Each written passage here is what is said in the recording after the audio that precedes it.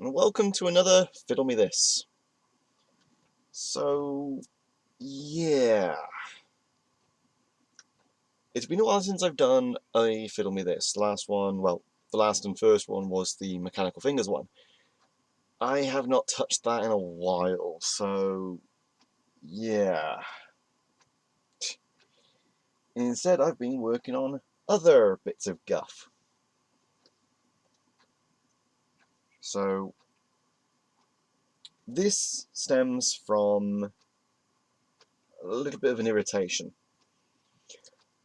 I keep up to date as best I can when it comes to Beyblade news that catches my eye, namely the launchers and the different parts I can use to make personal combos. So when it comes to the launcher side of things, all I'm seeing is string launchers. And, well, I'm not a fan of string launchers. Sure, they're pretty cool, and when they first came out, yeah, brilliant. But there are problems with them. And with how I see things, it makes sense for me to stick with ripcord launchers. For one, with a ripcord launcher, it's a separate part of the launcher you're pulling on. So if you pull too hard and too far, you don't run the risk of breaking it. Whereas with a string launcher, you can run the risk and can actually rip the string out. Then there's also the problem of wear and tear, because a lot of current generation string launchers have a little metal piece along the rim of where the launcher meets the actual grip handle piece for the launcher, for the string. Sorry, verbal gobble. And depending on how you pull it, and the string can rub up against that metal bushing. Well, that causes it to start fraying, tearing, and basically it can really damage the string. So I'm really not a huge fan of string launchers. Ripcord launchers have always been my jam, plain and simple. Good, sturdy, along with the fact, bigger gears.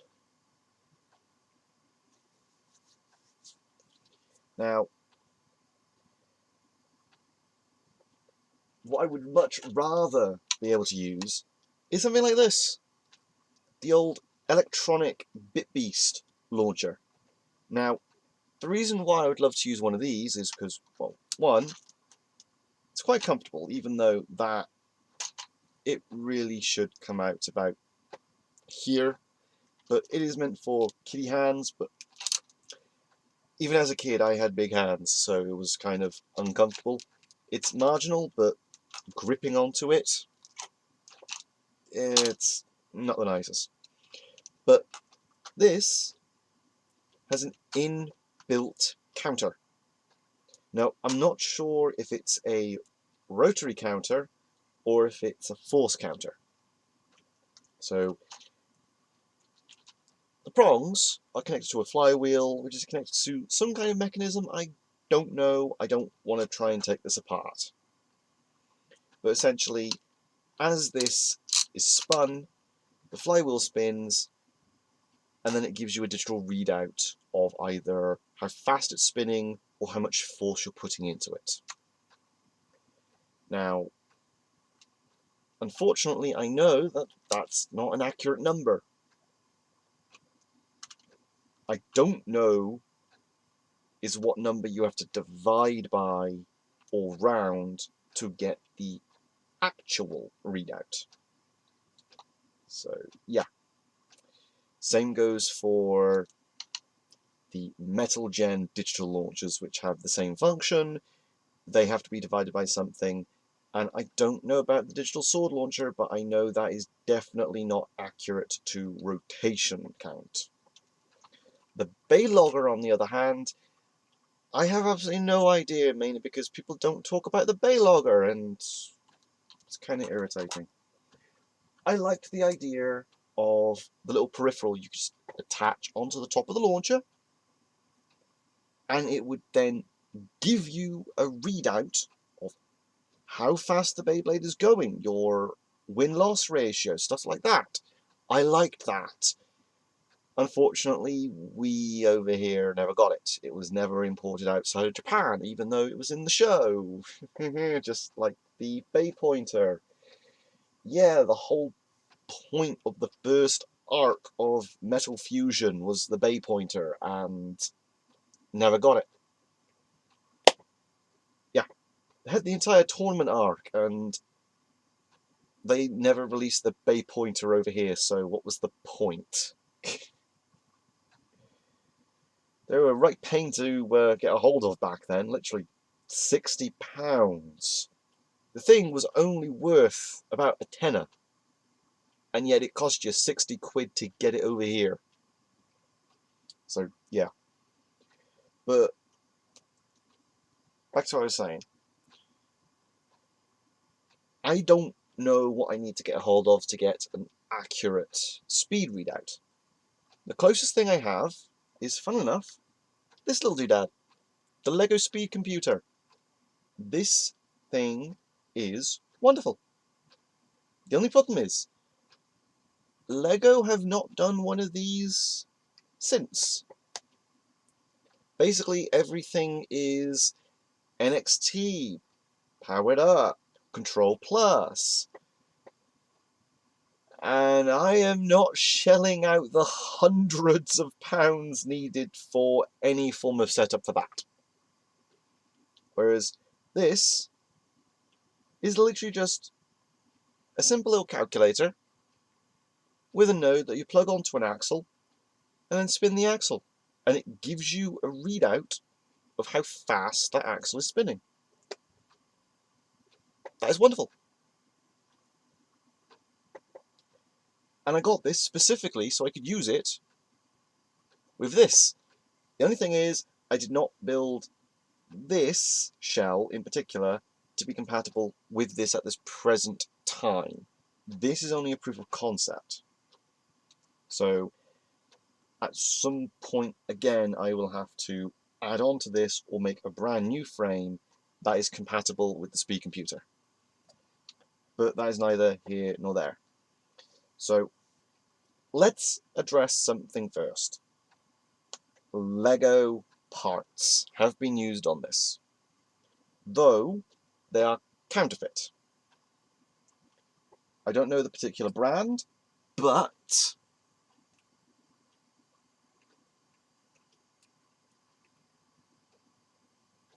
you can see that little K.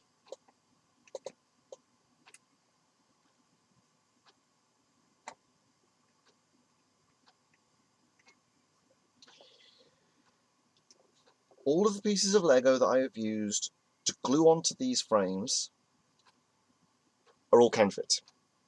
The only official bits of Lego are this and some bits by here. Now, the whole parts, yes, they have 2 bushings glued into them, but they were damaged beforehand. So they weren't usable in a Lego build. My philosophy is counterfeit or damaged. Those are the only ones you modify. Though I do have a stockpile of mixable ball joints that I intend on using to repair some of my Transformers that, well, they're going to need joints. For example, Beast Hunter's Ripclaw. Rubber tail. Yeah. That's gonna last 100 years. Not. So, I want to replace the tail on one of my Ripclaws. Got 2, so one I'll keep as is, the other I'm modifying. But yeah, that's the only time I'll modify official parts. when I want to. I'm not a Lego purist, but I am complying with the pure mentality to a degree. I'm only using counterfeit parts or doing it when I must. So, let's go over the parts that I've used. I've used a counterfeit 2x1 there, one there, which is just a plate rather than a studded one. Then here is another 2x1, and there again. A 2x2 plate with two fence rails, one side having a bit of thin plastic on it for extra grip to line up with a notch there. And then finally a 2x2 flat plate to lock the back. Then two beveled 20-tooth gears, one with a red 2-stud long axle,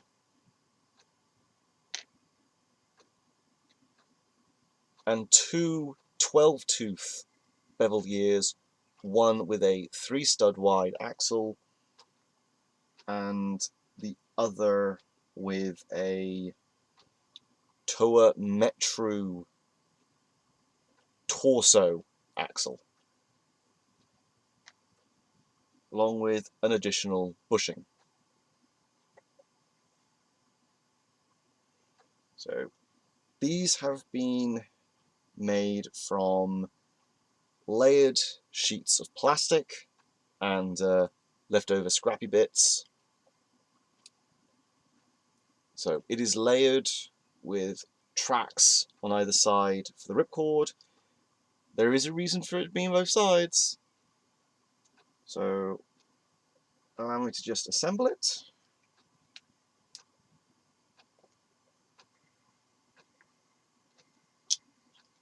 This is primarily just a proof of concept, because something wonderful I discovered a while ago is that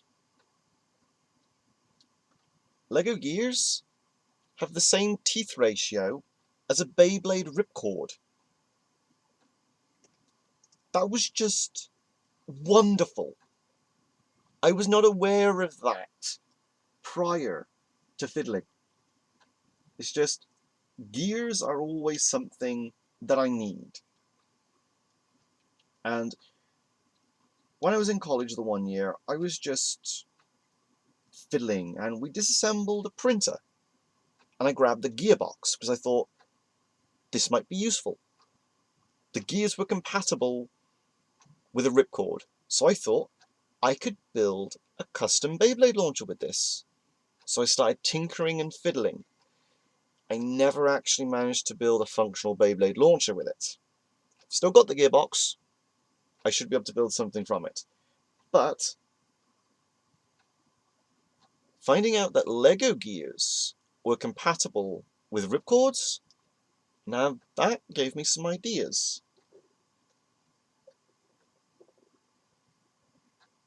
So with that now assembled, the clip with the white plastic goes like this, locks the front in place, because by here 2 plates stick together, and then finally 2x2 to lock that. Now it's just a simple case of picking burst or metal gen. So let's go with metal gen. Now the particular reason I use the Metru axle here is mainly because for some reason the bushing on this became a right pain in the arse to actually pull off. So using a normal axle, it would just slide right out with this causing the bushing on the inside to come loose and the gear up here to just come out. So by using this axle, it's got a little stopper right there that prevents it from actually just sliding right out.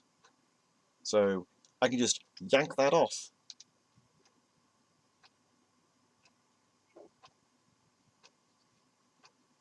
Now, load that up. And essentially, at some point, I want to just be able to have that on there and this to the side on some kind of grip, which I do have a grip lined up. So let's test this.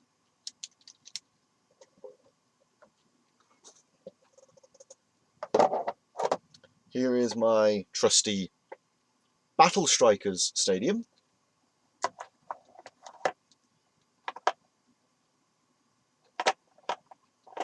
Gotta love how Battle Strikers just had these little notches for the spin tops. Wonderful.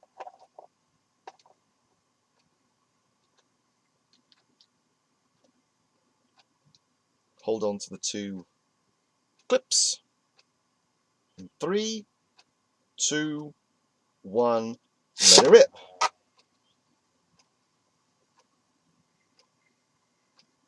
Works just like that.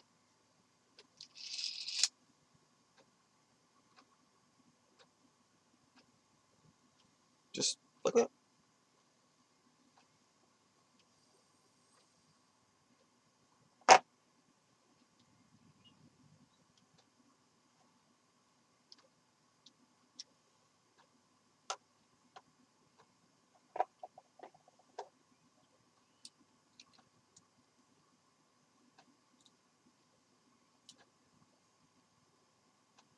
And then, again with burst, 3, 2, 1, let it rip. Like that.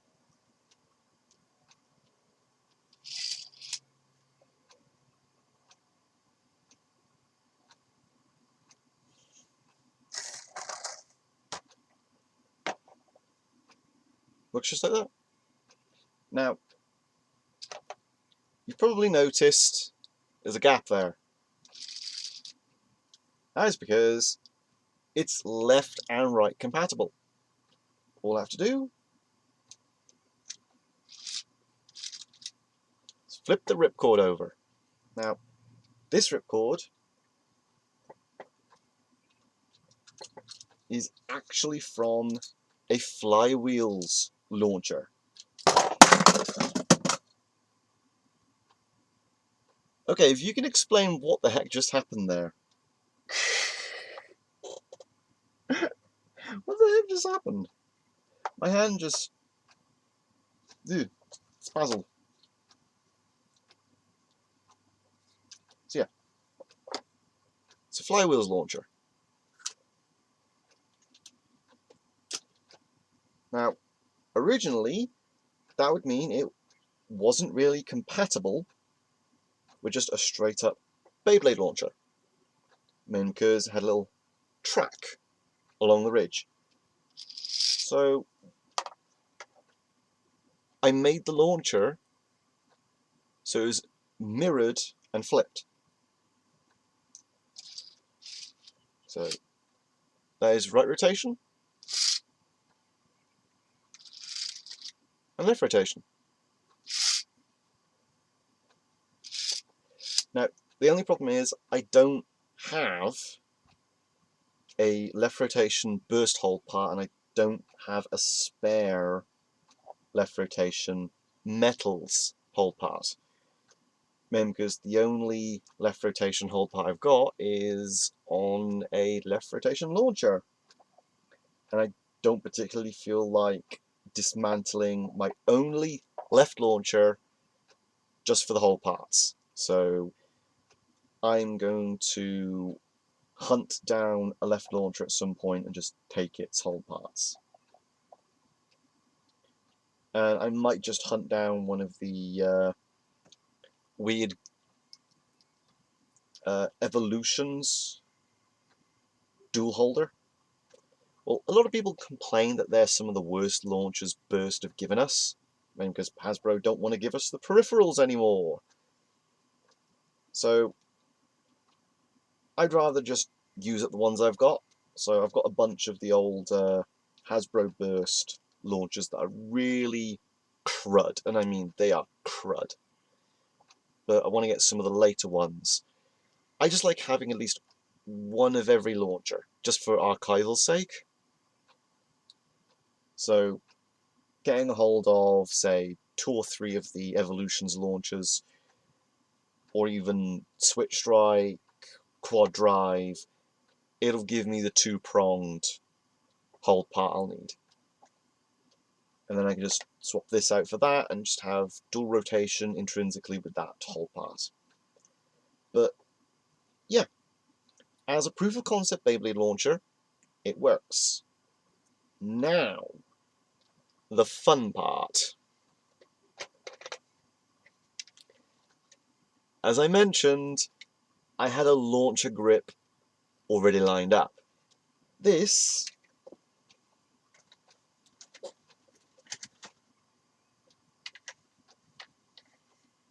comes from the X-Shot 6 revolver.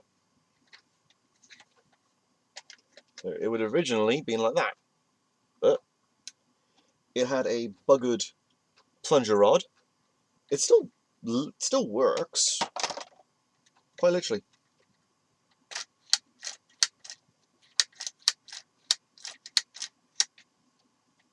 So if that still works, I can use that for something. But the trigger section, I've decided I'm going to try and use for that.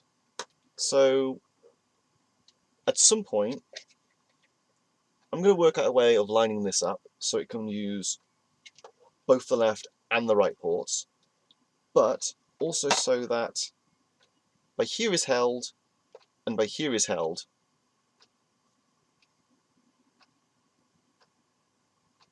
Like that, on a launcher.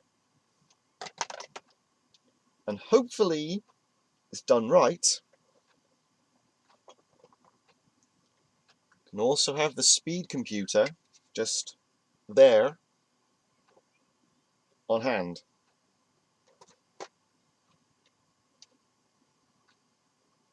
That'll be a wonderful little thing to fiddle with, wouldn't you agree? And it'll be a personalised launcher to go alongside a big ass stadium.